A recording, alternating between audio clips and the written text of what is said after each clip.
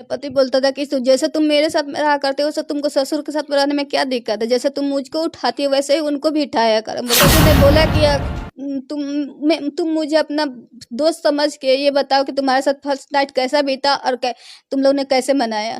इस लड़की के दर्द भरी कहानी को सुनकर आपकी आंखें नम हो जाएगी, क्योंकि इस लड़की को उस लेवल से परेशान किया जाता है, उस लेवल से टॉर्चर किया जाता है जिसका कोई हद और हिसाब नहीं है।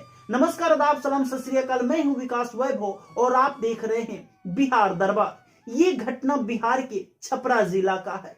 छपरा जिला में एक मध्यम वर्गीय परिवार होता है और उस परिवार में एक लड़का होता है जिसका नाम मनीष होता है। मनीष की शादी एक खूबसूरत लड़की से बड़े ही धूमधाम से होती है और जब मनीष अपनी पत्नी को अपने घर यानी कि छपरा लेके जाता है और वो अपनी पत्नी के साथ उस घर के अंदर रहने लगता है, उस लड़की को अपने ससुराल में गए 2 दिन भी नहीं हुआ था और उसके साथ वो कृत्य किया जाता है जिसका कोई भी लड़की अपने ससुराल में कल्पना क्या सपने में भी नहीं सोच सकती है। वो लड़की अपने पति के साथ सुहाग रात मनाती है, एंजॉय करती है, खुशी खुशी रहने लगती है अपने पति के साथ। और जब उसके ससुराल में 2 दिन बीतता है, उसके बाद उसके कमरे में रात्रि में उसके ससुर घुस जाते हैं, ससुर प्रवेश कर जाते हैं और उसके बेड पे जाके सो जाते हैं। वो लड़की इंतजार करने लगती है कि मेरे पति मेरे कमरे के अंदर कब आएंगे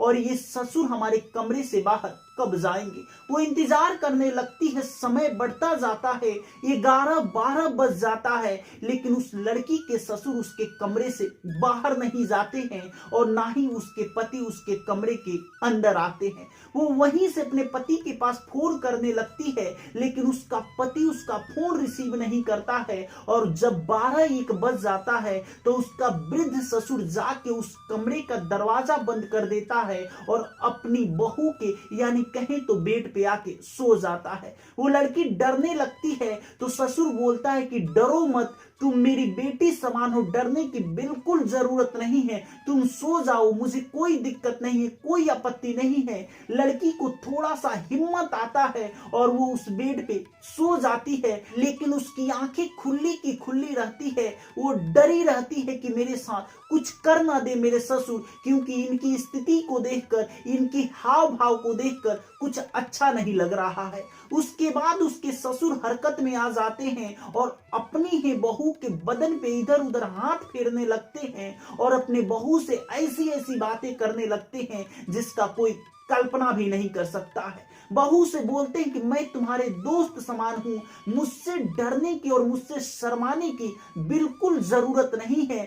तुम एक बात बताओ कि उस रात यानी कि सुहाग रात के दिन मेरा बेटा और तुम दोनों क्या किए थे और कैसे कैसे एंजॉय किए थे, मुझे डीपली बताओ, एक एक करके बताओ, मुझे कोई आपत्ति नहीं है और मैं ये बात किसी से नहीं बताऊंगा। जब ये बात बहू सुनती अपने ससुर के मुंह से तो उसके होश उड़ जाते हैं, उसके पैरों तले जमीन ही खिसक जाता है। वो कल्पना भी नहीं कर सकती है कि भला मेरे पिता की उम्र के ससुर मुझसे ऐसी बातें क्यों कर रहे हैं। वो अपने ससुर को समझाने लगती है, उन्हें बताने लगती कि आप मेरे पिता समान हैं, आप मेरे हस्बैंड के पिता हैं, भला आप हमसे ऐसी बातें क्यों कर रहे हैं। वो ससुर बोलता है कि तुम मेरी दोस्त समान हो, तुम मुझे अपना दोस्त समझो, मुझसे शर्माने की क्या जरूरत है और मुझसे शर्मा कर तुम कैसे इस घर के अंदर रह पाओगी। वो ससुर अपने पतोह के यानी कहें तो बहू के करीब जाने की कोशिश करने लगता है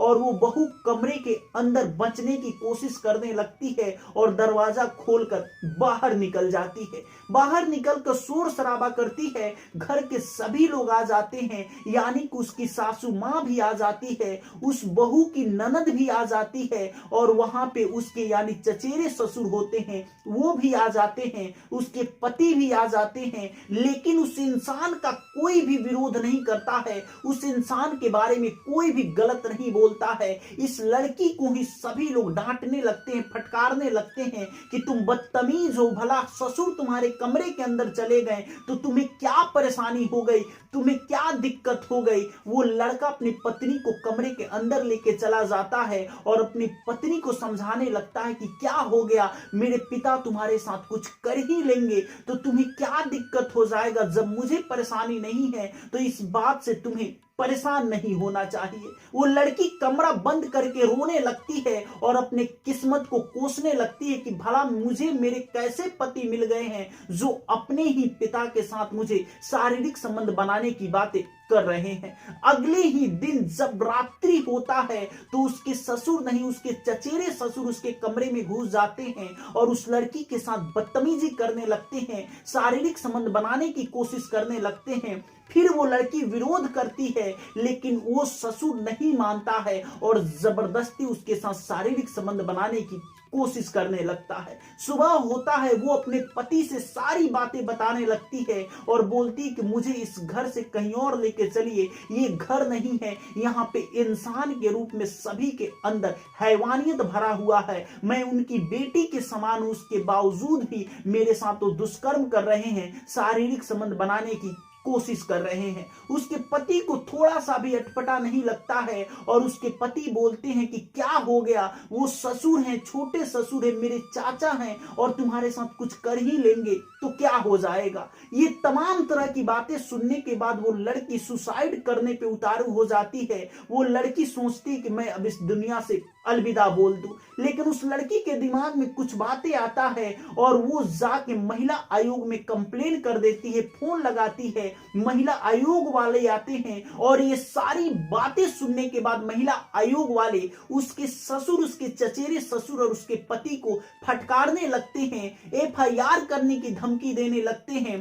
तो वहां पे जितने भी उसके परिवार के लोग मौजूद होते हैं महिला आयोग के पैरों में गिरकर गिड़गिड़ाने लगते हैं, माफी मांगने लगते हैं और बोलते हैं कि आइंदा इसके बाद से ऐसी गलती नहीं होगी। 5-6 दिन तक तो सब कुछ सही चलता है लेकिन 5-6 दिन बाद फिर वही हो जाता है जो पहले होता था और वैसे ही उस लड़की के साथ संबंध बनाया जाता है, जबरदस्ती उसके साथ टॉर्चर किया जाता है, परेशान किया जाता है, उसके साथ शारीरिक संबंध बनाने की कोशिश किया जाता है। जब वो लड़की विरोध करती है तो उसके अपना पति जो शादी करा के अपने घर लेके आया था, 7 फेरे लिया था उसके साथ, वो पति उसे पीटने लगता है और बोलता है कि तुम मेरे चाचा के साथ शारीरिक संबंध बनाओ क्योंकि उन्हीं की वजह से मेरा परिवार चलता है, उन्हीं के पैसे से मेरा परिवार चलता है और मेरा ज्वाइंट फैमिली है। अगर तुम मेरे चाचा के साथ शारीरिक संबंध नहीं बनाओगी तो मेरा पूरा परिवार तितर बितर हो जाएगा, मेरा ज्वाइंट फैमिली बिखर जाएगा।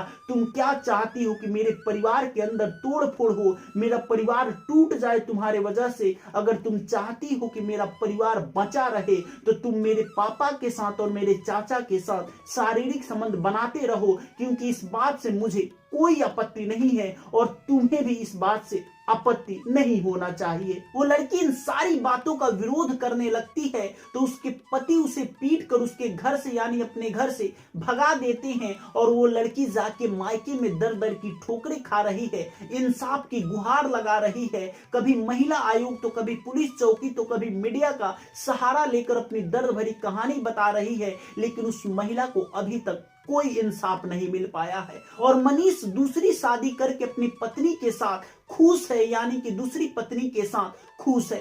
पहली पत्नी इसके शर्त पे खरी नहीं उतर पाई क्योंकि उसकी बात नहीं मान पाई, उसके पिता के साथ, उसके चाचा के साथ शारीरिक संबंध नहीं बना पाई, इसीलिए उसे घर से निकाल दिया गया। अब क्या समझा जाए कि दूसरी पत्नी उसकी बात मान ली है तभी तो उस घर में सरवाइव कर रही है। पूरा मामला क्या है, क्या सच्चाई है? ये लड़की जो मीडिया में दर दर की ठोकरें खा रही है, गुहार लगा रही है, इंसाफ की लड़ाई लड़ रही है, लेकिन इसकी बातों पर कोई अमल नहीं कर रहा है और ना ही इस लड़की को इंसाफ मिल पा रहा है। इस पूरी वारदात को, पूरी क्राइम कहानी को सुनाकर किसी को भी किसी भी प्रकार से आहत करना और परेशान करना मेरा उद्देश्य नहीं है। अगर चैनल पे नए हैं तो आपसे रिक्वेस्ट है हमारे चैनल को सब्सक्राइब कर लीजिएगा। जय हिंद, जय भारत।